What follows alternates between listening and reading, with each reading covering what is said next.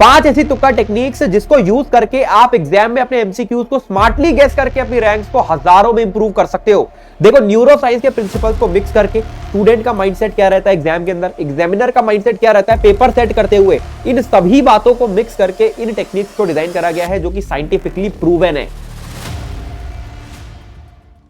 कोई फालतू की बकवास नहीं बताऊंगा, आपको वो चीजें बताऊंगा जो एग्जाम के अंदर प्रैक्टिकली अप्लाई करके आप अपने मार्क्स को इंप्रूव कर सकते हो और 99% टाइम्स आप अपने सवालों को करेक्ट कर सकते हो जो आपको बिल्कुल भी नहीं आते। अब पहला सवाल जो आपके दिमाग में आ रहा होगा वो ये होगा कि भैया इस स्ट्रेटेजी को हम कब यूज करें। तो देखो, एक थंब रूल आप मान सकते हो कि अगर आपने मान लीजिए 40 क्वेश्चन अटेम्प्ट कर लिए हैं तो इसमें से 40 अटेम्प्टेड क्वेश्चंस में से आप 10% क्वेश्चन के अंदर तुक्का लगा सकते हो, मतलब आप 4 सवाल के अंदर लगभग तुक्का लगा सकते हो।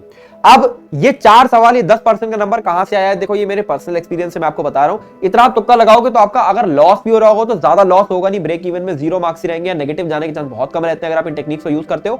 और फायदा अगर होना होगा तो यह भी हो सकता है कि 4 के 4 सवाल ही सही हो जाए। आप इससे ज्यादा भी तुक्का लगा सकते हो, लेकिन थंब रूल की तरह मान लो कि यह नंबर 15 से 20% से ज्यादा नहीं जाना चाहिए, नहीं तो गड़बड़ हो जाएगी एग्जाम के अंदर। चलिए बढ़ते हैं अगली चीज की तरफ। मान लीजिए आप एग्जाम के अंदर क्वेश्चंस करते हो तो 3 ही तरीके के सवाल होते हैं। पहला या तो वो होगा, दूसरा जिसमें कंफ्यूजन है, और तीसरा जो आपको नहीं आते थे।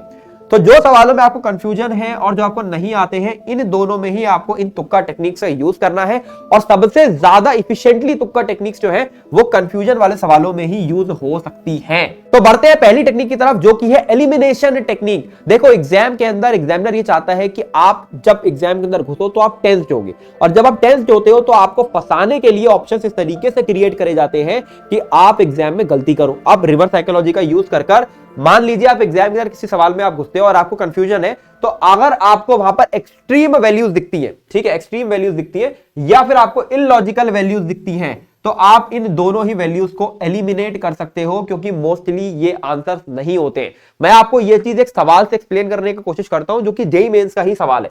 तो ये आपके सामने क्वेश्चन है जहां पर आपको बोला गया है कि एक मास m है जो कि g/2 अपवर्ड एक्सेलरेशन से जा रहा है और इसमें हमें वर्क डन बताना है by normal reaction t time के ऊपर। अब अगर मैं इस सवाल को ध्यान से देखूंगा तो मुझे क्लियरली ये चीज समझ में आएगी कि यार सवाल छोड़ो, सवाल तो मेरे को नहीं आता, मान लो मैं ऑप्शंस को देखूंगा तो मेरे को क्लियरली चीज समझ में आ रही है कि एक्सेलरेशन अगर ऊपर की तरफ है तो ऑब्वियसली नॉर्मल रिएक्शन तो रहा ही होगा, ठीक है। अब नॉर्मल रिएक्शन अगर है, डिस्प्लेसमेंट अगर है, तो ऑब्वियसली वर्क डन 0 तो नहीं हो सकता, तो ये वाली चीज तो मैंने एलिमिनेट कर दी, ठीक। दूसरी चीज, नॉर्मल रिएक्शन और डिस्प्लेसमेंट दोनों ही अगर ऊपर की डायरेक्शन में है तो वर्क डन नेगेटिव भी नहीं हो सकता, तो ये वाली चीज भी एलिमिनेट हो गई। अब मेरे पास 2 ऑप्शन बचते हैं। अब देखो, अगर तुम यहां पर एक ब्लाइंड गेस भी मारते हो ना तो तुम्हारे सही होने की प्रोबेबिलिटी 50% हो गई। तो इस तरीके से हमने इलॉजिकल वैल्यूज को एलिमिनेट कर लिया। अब यहां पर मेरे पास 2 वैल्यूज है, बहुत क्लियर हमको चीज समझ में आ रही है। अगर आपको थोड़ा सा भी नॉलेज है वर्क डन का कि भाई एक्सेलरेशन g/2 है तो ऑब्वियसली नॉर्मल रिएक्शन जो है वो mg से तो ज्यादा ही होगा। तो इसका मतलब क्या है कि m के साथ एक फैक्टर तो एसोसिएट होने ही वाला है 1 से ज्यादा। ये यहां पर 1 का फैक्टर है, यहां पे 3 का फैक्टर है। क्लियरली बात समझ में आ गई कि 1 का फैक्टर अगर एसोसिएट होने वाला है तो ये तो नहीं हो सकता। क्लियरली आपका आंसर यही होने वाला है और एक्चुअली आप देखोगे तो यही आंसर है। इस तरीके से इंटेलिजेंट गेसिंग करते हुए आप इलॉजिकल वैल्यूज को एलिमिनेट कर सकते हो। अब मान लो कहीं पर आपको एक्सट्रीम वैल्यूज में आंसर दिया हुआ है, ठीक है, एक्सट्रीम वैल्यूज में आंसर दिया हुआ, सपोज कोई 305 है, 30 है, ठीक है, 0 है और आपका आंसर 35 है, ठीक है। इन वैल्यूज में अगर आप देखोगे तो आपको सबसे पहला काम करना है कि 305 और 0 को तो एलिमिनेट कर देना है, क्योंकि एक्सट्रीम वैल्यूज में कभी भी आंसर नहीं होता है। क्योंकि अगर आप कैलकुलेशन करने जाओगे ना तो अगर आप 4 स्टेप तक ही पहुंचोगे ना तो अगर एक्सट्रीम वैल्यूज में आंसर होगा 305 या 0 तो आपको यही पता लग जाएगा। और एग्जामिनर नहीं चाहता कि आप आधी कैलकुलेशन में गेस करके क्वेश्चन को आगे बढ़ जाओ, वो आपको फंसाना चाहता है। तो ऑब्वियसली यहां और यहां तो आंसर नहीं हो सकता, तो ये चीज आप यूज कर सकते हैं। अब अगली टेक्निक की तरफ बढ़ते हैं। आपके जो भी केमिस्ट्री के अंदर सवाल आते हैं या फिजिक्स के अंदर सवाल आते हैं उसमें एक टाइप के सवाल होते हैं ऑल ऑफ द अबव और none of the above. 95% of the time all of the above जो है वो आपका करेक्ट होता है। ये चीज मैंने खुद अब तक हजारों एमसीक्यूज प्रैक्टिस कर देख चुका हूं मैं कि 95% ऑफ द टाइम आप ऑल ऑफ द अबव पे तुक्का लगा सकते हो, वो सही ही होता है। इसके साथ में नन ऑफ द अबव अगर कहीं लिखा हुआ है, ये केवल 5% of the time none of the above होता है। आप इसको एलिमिनेट कर सकते हो अगर आपको कहीं पे नन ऑफ द अबव दिख जाता है। इसको एलिमिनेट कर आपके पास मात्र 3 ऑप्शन रह जाएंगे। उन 3 ऑप्शन में आप फिर एलिमिनेशन टेक्निक लगा के 1-2 ऑप्शन एलिमिनेट कर दो, और अगर आपके पास 2 ऑप्शन रह जाते हैं तो आप एक ब्लाइंड गेस भी मार सकते हो, क्योंकि आप सही होने की प्रोबेबिलिटी 50% तक हमारी हो चुकी है, ठीक है। बढ़ते हैं आगे अगली टेक्निक की तरफ। अगला टेक्निक हमारे पास आ जाता है कि अगर आपको 2 ऑप्शन सिमिलर नजर आ रहे हैं तो उन दोनों ऑप्शन में से ही एक आंसर होने वाला है। अब ये चीज हम कैसे इन्फर कर सकते हैं समझो। मान लो आपके पास 3 ऑप्शन दिए हुए हैं, वापस से मैं वही ले लेता हूं। पहले वाला जो है उसका वैल्यू 305 है, इसका 0 है, इसका 30 है और इसका 35 है। ठीक है, अब आप सोचो एग्जामिनर ने सवाल किस माइंडसेट से, किस साइकोलॉजी से सेट किया होगा। वो ये चाहता है कि तुम फंसो, तुम आखिरी स्टेप तक जाओ कैलकुलेशन के, और तुम जब फंसोगे तो तुम केवल उन्हीं वैल्यूज में फंस सकते हो जो पास पास है। ठीक है, मतलब तुम अगर कैलकुलेशन कर रहे हो, आंसर निकाल रहे होगे, तो तुम्हें खाली ये और ये ही वैल्यू फंसा सकती है। अगर ये तो क्लियरली दिख जाएगी, तो ये तो आप एलिमिनेट ही कर दो, तो आपका जो आंसर है वो हमेशा जो सबसे पास पास वैल्यू है उसी में लाई करता है। अब इसमें से एक वैल्यू चूज कर लो तुक्का लगा के, या एक वैल्यू एलिमिनेट करके देख लो। ठीक है, या आगे की जो 2-3 टेक्निक्स में बताऊंगा उसमें से किसी ना किसी काम को करके ऑप्शन को एलिमिनेट कर लो, आपको एक वैल्यू मिल जाएगी। ये टेक्निक मैं बहुत ज्यादा यूज करता था अपनी प्रिपरेशन में, और इससे इफ नॉट अगर मैं ब्लाइंड गेस भी कर रहा हूं ना, तो भी मैं अगर 4 सवाल के अंदर ब्लाइंड गेस करूंगा तो 3 या 2 सवाल तो आराम से करेक्ट हो जाते थे। आपके 2 सवाल भी अगर करेक्ट हो गए ना, आपके नेगेटिव मार्किंग भी है, तो आप ये लगा के चल लो 2 × 4 - 2, यानी आपके 6 नंबर तो यहाँ पे आ ही गए। ठीक है, चलिए अगली चीज जो बहुत ज्यादा जरूरी है, देखो मेरी बात को समझो। तुमने पढ़ाई कर रखी है, 11th 12th के अंदर तुमने मेहनत करी हुई है, और तुम्हें अपने इंट्रूशन को ट्रस्ट करना होगा। जब तुम थ्योरी के सवालों में जाते हो, जब तुम असर्शन रीजन के सवालों में जाते हो, जब तुम इनऑर्गेनिक के सवालों में जाओगे, तुम्हें अगर आंसर नहीं आता है, लेकिन अगर तुम्हें आंसर को देख के लग रहा है कि यार ये सवाल, ये आंसर हो सकता है, ये देखा देखा लग रहा है, आप उसको आंख बंद करके चूज कर लो, क्योंकि आपका जो ब्रेन है वो आपको सिग्नल दे रहा है एक तरीके से कि भाई तूने ये चीज पढ़ रखी है, तुझे याद नहीं है बट तूने पढ़ रखी है।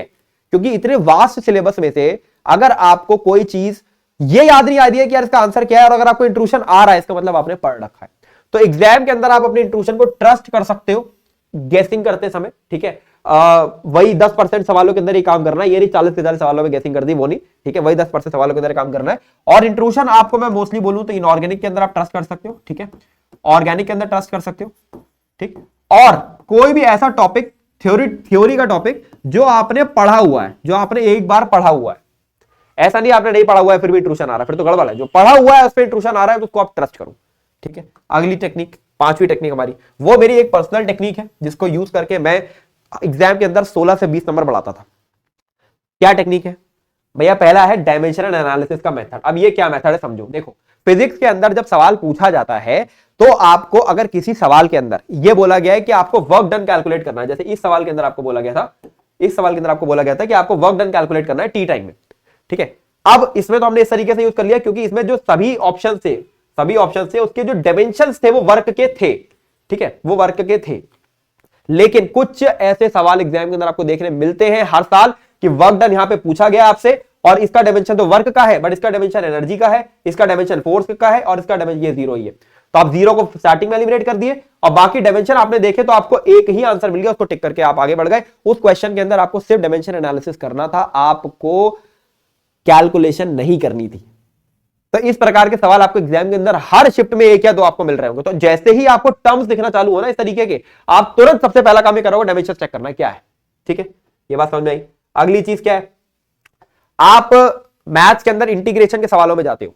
ठीक है, तो इंटीग्रेशन के सवालों में आप ऑप्शंस को डिफरेंशिएट करके भी आंसर तक पहुंच सकते हो, लेकिन ये वाला काम अब मेंस के अंदर कम हो गया है। जब पहले मेंस होता था उसके अंदर 1 या 2 सवाल ऐसे मिल जाते थे, लेकिन अब आप एक काम ये भी कर सकते हो कि अगर मान लीजिए आपको मैथ्स के अंदर कोई सवाल आया है जहां पर आपको सवालों में यह बोला गया है कुछ x की वैल्यू दी हुई है, कुछ y की वैल्यू दी हुई है। ठीक है, और x और y की वैल्यू ही आपकी उसमें भी दी हुई है, क्या बोलते हैं, क्वेश्चन में भी दी हुई है।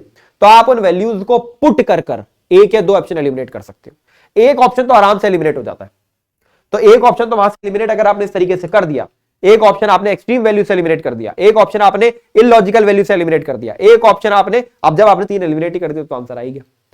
ठीक है, तो आप इन सभी टेक्निक्स को कंबाइन करके अपने ऑप्शंस को एलिमिनेट करके आप आंसर तक पहुंच सकते हो। ठीक है, तो इन टेक्निक को तो मैं भी यूज करता था, बहुत ज्यादा लॉजिकल टेक्निक है। बाकी डिफरेंशिएट करके, ऑप्शन को डिफरेंशिएट करके इंटीग्रेशन वाली वैल्यू तक पहुंचना वाला काम भी आप कर सकते हो।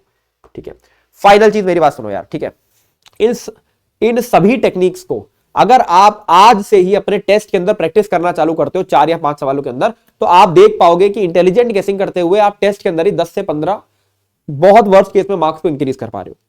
अब टेस्टिंग करने के लिए आप हमारी टेस्ट सीरीज को यूज कर सकते हो जो हम लोगों ने डिजाइन करी है इतनी ज्यादा मेहनत करके कि आपको JEE mains, JEE advance, VIT, BITSAT और 18 स्टेट एग्जाम्स की टेस्ट सीरीज एक ही पैकेज पर आपको मिलती है। Chapter wise test, full test, PYQ test, सब कुछ आपको एक जगह मिलता है।